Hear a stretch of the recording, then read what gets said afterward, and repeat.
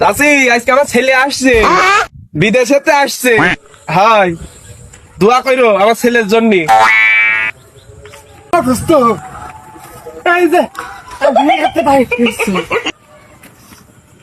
এই যে কেমন ছিল, এই যে ভাই চাচ্ছি কেমন আমার বিজয়ের কথা বলছি।